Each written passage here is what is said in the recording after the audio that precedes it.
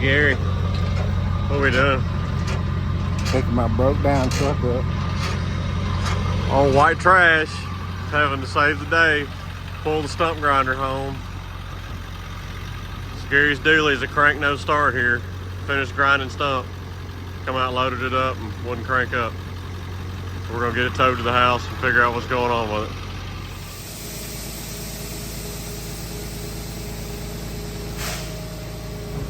Gary's battery's charging for a good little bit here because he tried to crank on it a while trying to get it started. Got everything hooked up. ICP, IPR, Fickum main, which he's got the bulletproof diesel Fickum, Fickum sync, and this is cam and crank sensor sync. So we're gonna see what we got when we crank on it. We already have an ICP pressure low code.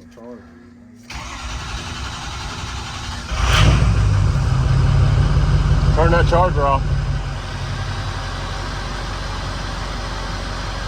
That don't tell us nothing.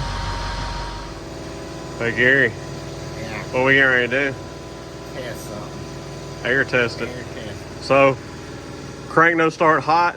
We ran this thing until we were up to what, like 180 and 190 on the 180 on the oil, 190 on the coolant. So it was hot, which that's normal for this because he's got the external oil cooler. It will not crank back up now. It builds to 400, 450 on the high pressure oil. So I had everything ready to tear apart. We ran it with just the Fickum sitting there unbolted and plugged in. So once it wouldn't start, took the degas bottle out of the way because Gary's wire right there broke while we were messing with that. So we got to replace that. Pulled the Fickum off, got the IPR unplugged, pulled it out. Now we got our air tester screwed in there from Accurate Diesel. We're waiting for the compressor to kick off and we're gonna air test this. There it is. Gary's truck smoking. Well, I was just saying, I was like, you know, knowing our luck, it won't be the driver's side. It's all we got to pull is the Fickum brackets off and get it out, but it'd be this side. How convenient. All right, so you can hear our air leak now with the valve cover pulled off. Bear with me, I'm trying to hold the phone and get everything in here. You'll watch right here where I squirt this oil in. You see it blow it out. That upper injector O-ring, or the nipple cup one. You see it squirt it all out there. And right there at that first one. So we got the oil rail pulled. It has cooled off by now. I'm gonna try to zoom in and show y'all that upper injector O-ring, if you can see right there on the side. I'll show y'all better when we get it out. I'm gonna reseal it on the bench. You can do this in the truck.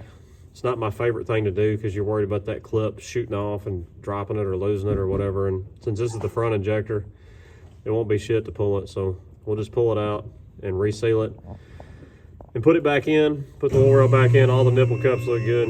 Damn, I wish Brian would quit making noise. Don't you? We got a new shifter too. That's the tool from Accurate Diesel for pushing your injector plug out. So I'm gonna get this injector pulling. All right, so this is actually a seal driver I made for a 7.3, but it works great for putting these injectors in. Just wrap a paper towel around it. And I don't put the new O-rings on the lower part of the injector till I'm done using this. That way I'm not worried about messing anything up. But what we're going after right here is you gotta pop this clip out right here at the top. So what I do is you have to hold one side with a pick, and then you try to get a real small, like a screwdriver like you use for working on your glasses or something like this. And you get it behind it and you work it out. Then you can pull this collar out, and then you can get to that O-ring. And you can see the O-ring better now that I have it out right there. You can see there's got a big gap in it right there. That's where the oil's all coming out. So Gary's gonna attempt to hold the phone while I do this. And you're not really worried about keeping up with this clip because the new set here comes with a clip in it. This is standard ignition. I actually use their injectors now on the 6.0s a bunch of times because I've had a lot of trouble with Fords here lately. They come with a 3-year warranty, they cover labor, and they're flow tested. So I like having that warranty, and I like that it covers for labor, and the customer does too if they have any kind of problem with it. So let me get this popped apart. We'll get that O-ring replaced, and then we'll replace all the others on the injector, do the copper washer on the bottom, we'll be ready to put it back in. So you can see now, that one side of that seal just wore out. Shoulder washer back in, new clip in. Easiest way to explain and doing the clip is you get one side in and you kind of push it and get you a screwdriver, and as soon as you can get it in the well here, then you can push it right down into the groove and get it in there. It's really hard to video. I'm sorry I didn't get it. So now we're just going to do these other seals because we got it out. They're as simple as just walking them off the injector. Remember what order everything goes in. You got a black, a white, and you got a copper down here. So for your copper washer, the easiest way to get it started is get you a razor blade, and that kind of lets you get in between here, and you can kind of start walking it a little bit just like that. Then you can kind of graduate to a screwdriver and just walk it off real easy, and you're pulling against some of the carbon on there. Take your new one, get it started, get you an 8mm socket, which is what Gary needs to go grab me. Take your washer, take your injector, and just push it down on there like that.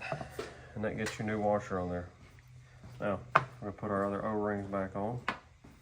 Need some lube. I got oil right here, yeah.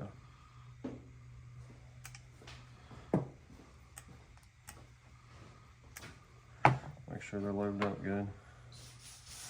You don't want to stretch these all out of shape, so kind of gently walk them on with your pick, just like you walked them off with your pick. But you don't even really have to walk the old ones off. You can just tear them off if you wanted to, as long as you know what you're doing. Put them back on.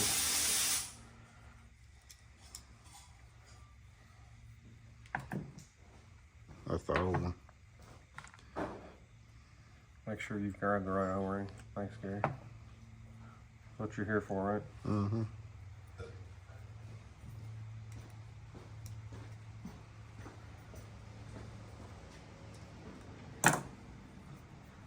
We're gonna wipe this off and clean it all off before we put it in. All right, we're gonna replace this one right here, just because we have it. And then we'll be good to go. What's the red one for?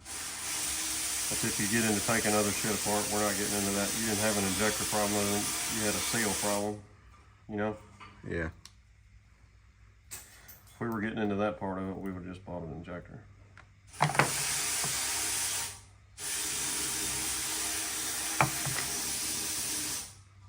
I'm not saying this is the end all be all of how to prevent it from happening, but I grease the absolute crap out of these standpipes and dummy plugs when I put them in, and I use that red synthetic grease. But grease up all of your O-rings, the lower part of the standpipe where this O-ring goes into it, and then on the lower O-ring in the standpipe that I already have stuck in there, I put a whole bunch on it to help it slide in that lower part of the branch tubes that much easier. And I think that helps prevent nicking an O-ring and putting them in it, and hopefully saving yourself some trouble, because there's already enough trouble with these over the last year or two of O-rings messing up. So we got the injector in, the plugs pushed back in. Injector is torqued 26 foot-pounds. Make sure you torque that to 26 foot-pounds. We got the high pressure oil rail back in, torqued to 120 inch-pounds. And there's a torque sequence for that. I'll post it right here. Now we're gonna put our standpipes and our dummy plugs in. They go to 60 foot-pounds.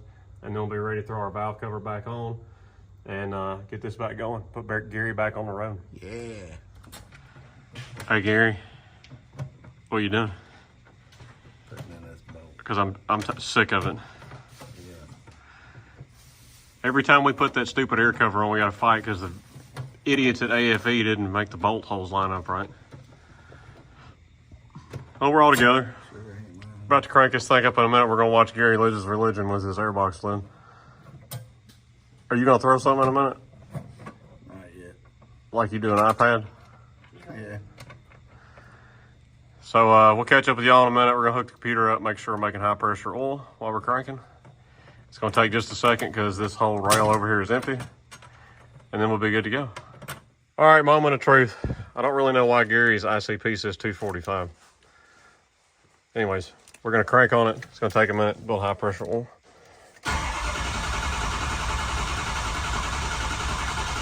Thing should really be, I don't know why it's saying 240 something. I didn't look at the voltage on it. I guess it could be biased.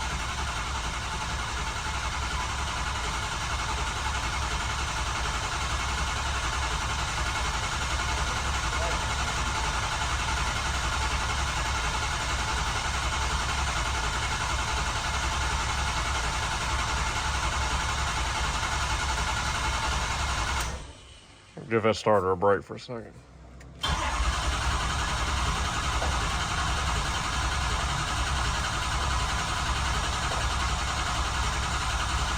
There it goes.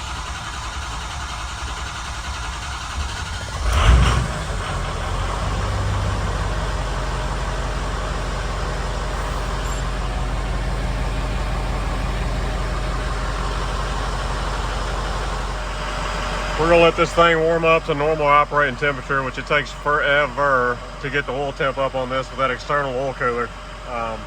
We got a new problem though.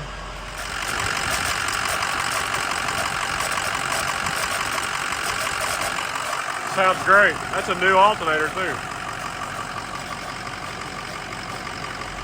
We're gonna set this thing up on a higher idle, let it warm up.